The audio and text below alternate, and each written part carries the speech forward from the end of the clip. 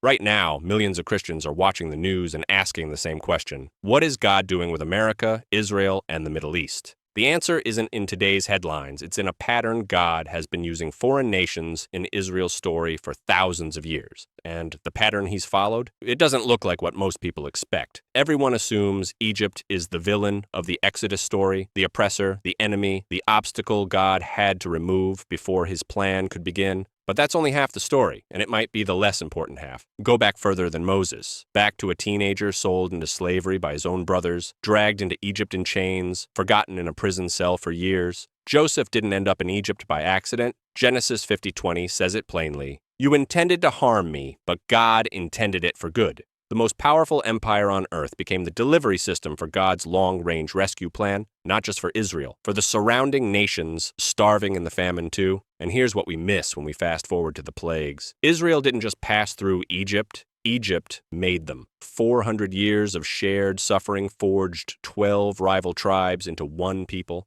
The oppression was the furnace. The slavery was the crucible.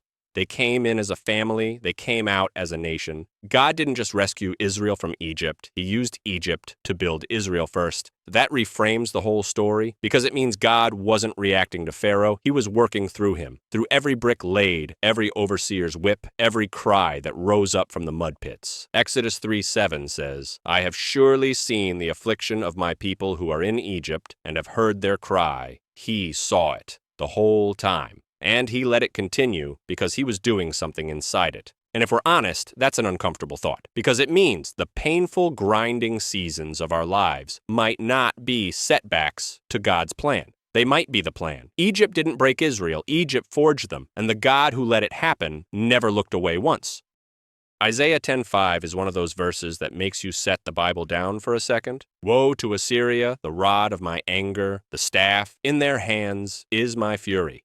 God isn't warning Israel about Assyria. He's describing Assyria as his weapon, his rod, the tool he picked up and swung at his own people because they had refused to listen to generation after generation of prophets. The northern kingdom of Israel didn't fall because God lost. It fell because he acted. But here's where it gets strange and deeply revealing. Assyria had no idea it was being used. Isaiah 10:7 says, But this is not what he intends, nor does he have this in mind. His purpose is to destroy, to put an end to many nations. Assyria thought it was just winning, expanding empire, crushing enemies. It was arrogant, violent, and utterly convinced of its own greatness. God used it anyway. And then, once Assyria had served its purpose, God turned around and judged it for the very pride it had displayed while doing his work. When the Lord has finished all his work against Mount Zion and Jerusalem, he will say, I will punish the king of Assyria for the willful pride of his heart. Isaiah 10:12. That's not a contradiction. That's the nature of how God works with unwilling instruments. He doesn't endorse the nation's character to use it. He doesn't excuse the cruelty to accomplish the purpose.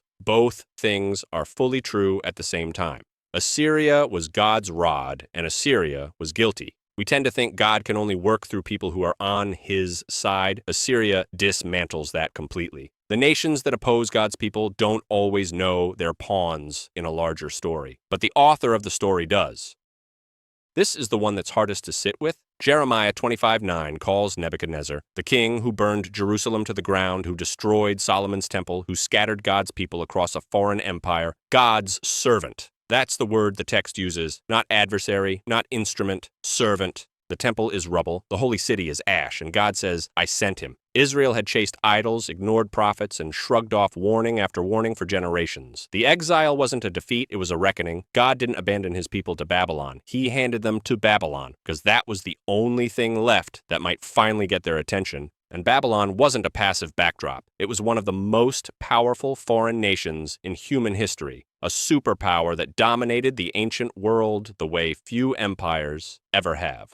God didn't use a small, obscure nation to discipline his people. He used the greatest empire on earth, because sometimes the scale of what God allows is meant to match the seriousness of what his people refused to hear. And yet, inside the very empire God used to judge Israel, he was doing something else entirely. Daniel and his friends don't just survive in Babylon, they thrive. Not by blending in, by refusing to. They won't eat the king's food. They won't bow to the statue. They walk into the furnace rather than compromise. And God meets them there. Literally in the fire, Babylon becomes the classroom where Israel learns the most important lesson they'd never learned in Jerusalem. You don't need the temple to have God's presence. You don't need the land to have his protection. You can worship in exile. You can trust in a foreign country. You can know God without the building that was supposed to house him. Sometimes God dismantles what you're leaning on because he wants you leaning on him. The exile wasn't the end of Israel's story. It was the semester that changed everything.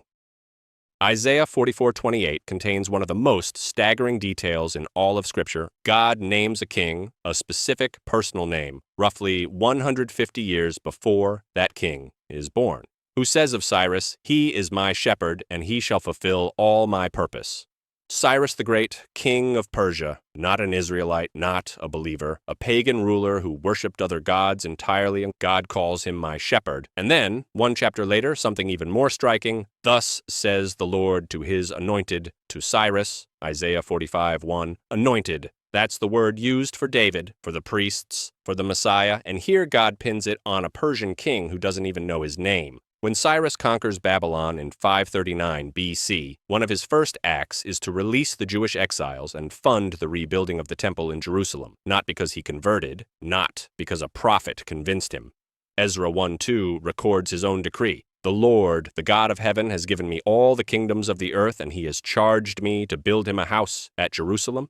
God put that in his heart. A king who didn't worship Yahweh, didn't follow the law, didn't belong to the covenant, and God used him to restore the covenant people to their land. Persia wasn't a minor regional power that stumbled into this moment. It was the dominant foreign nation of its era, an empire stretching from India to Greece, controlling more of the known world than almost any kingdom before it. And God had already written Cyrus's name into Scripture before Persia even rose to that kind of power. The nation that would free Israel wasn't chosen after it became great. It was chosen before anyone knew it would be. That's not a loophole in how God works. That's a feature. He doesn't require someone to know him to use them. He doesn't need your permission to write you into his story, and he's been doing this since before the names of the kings were carved into history, because he already knew them.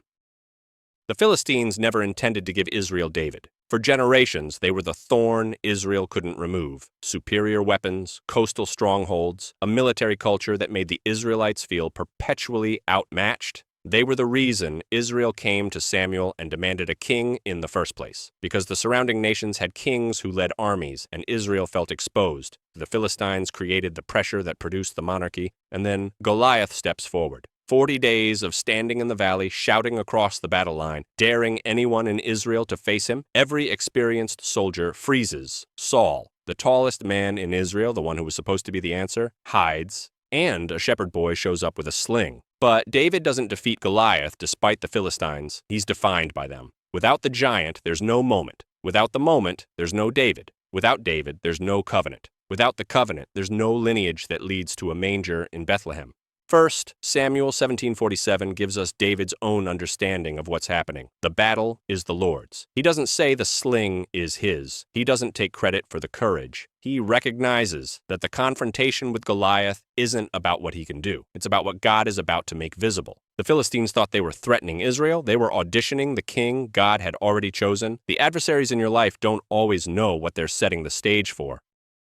No empire in history was better designed to kill Christianity. Rome had the infrastructure, the authority, the ruthlessness. It crucified Jesus. It executed apostles. It fed believers to lions in arenas built for spectacle. If any nation had the tools to stop the gospel, Rome had them. And yet Rome is exactly why the gospel spread as fast as it did. Roman roads connected 50,000 miles of empire. The Pax Romana, the enforced peace that kept trade routes open, meant travelers, merchants, and missionaries could move across the ancient world without constant warfare. A common Greek language gave Paul's letters a universal readership. Roman law gave Paul the right to appeal to Caesar, putting him on a ship to Rome, the center of the world, on the empire's own budget. Galatians 4:4 says, Jesus came when the fullness of time had come. That's not vague spiritual language, that's specific. The world had never been more connected, more literate, or more traversable than it was under Roman rule. God waited for exactly the right empire before sending his son, and the crucifixion itself, the method Rome chose to silence Jesus permanently, became the defining event of the faith it was meant to destroy. They killed him on a Roman cross, and the cross became the symbol that outlasted the empire. Rome built the road. Rome signed the death warrant. Rome handed Paul the platform.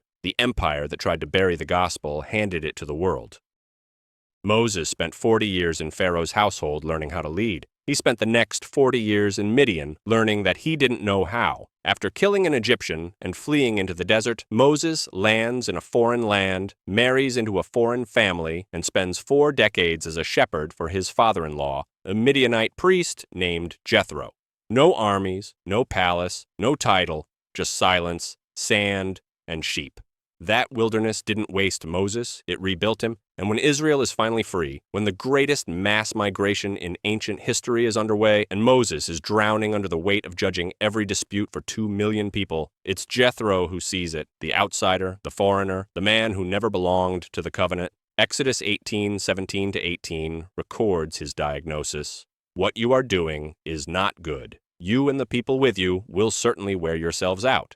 Then he lays out a delegation structure that restructures Israel's entire leadership system, a system that echoes through every organized community to this day. God used a Midianite priest to teach Moses what 40 years in Egypt hadn't. Sometimes God puts an outsider in your life to show you the blind spot your insider experience created. The people closest to the thing are often the last ones to see it clearly, and God, who is never limited by tribe or title, will use whoever has the wisdom, regardless of which side of the border they were born on. Moses led Israel out of Egypt. Jethro helped him figure out how to lead Israel. The wilderness wasn't a detour, it was the curriculum. Step back from all of it. Egypt, Assyria, Babylon, Persia, Philistia, Rome, Midian. Different centuries, different languages, different gods, different reasons they ended up in Israel's story, and yet the same thing keeps happening. God uses them, finishes with them, and moves on. Proverbs 21:1 says, "The king's heart is a stream of water in the hand of the Lord. He turns it wherever he will." That's not a metaphor about nice kings. That's a statement about all of them, the ones who knew God, the ones who didn't, the ones who were building empires, and the ones who were destroying them. Every single one flowing exactly where he directed. Now look at today. Israel is at war. The Middle East is unstable. America, the most powerful nation on earth, is tangled in the middle of it, sending aid, making decisions, trying to hold lines that keep shifting. And every Christian watching is asking the same question. What does God have to do with any of this? That's not a question to answer lightly. Scripture doesn't give us a direct statement about America the way it named Assyria or Cyrus, but it does give us a pattern, and the pattern is consistent enough that it's worth sitting with seriously. If God used the most powerful foreign nations in history to accomplish his purposes with Israel, sometimes as protectors, sometimes as instruments of discipline, sometimes as both at the same time, then the question isn't whether he's involved in what's happening right now. The question is, which part of the pattern we're looking at? That's not a comfortable question, but it's an honest one. And it's the kind of question that drives you back to Scripture rather than to headlines. Because the nations of history thought they were writing their own stories. They were characters in his. God didn't need Egypt, Babylon, or Rome. He used them anyway. He didn't need them to know his name to accomplish his purpose. He just needed them to move. And Proverbs 21:1 tells us that was never really their decision. And he hasn't stopped yet. The only real question is whether we're paying attention.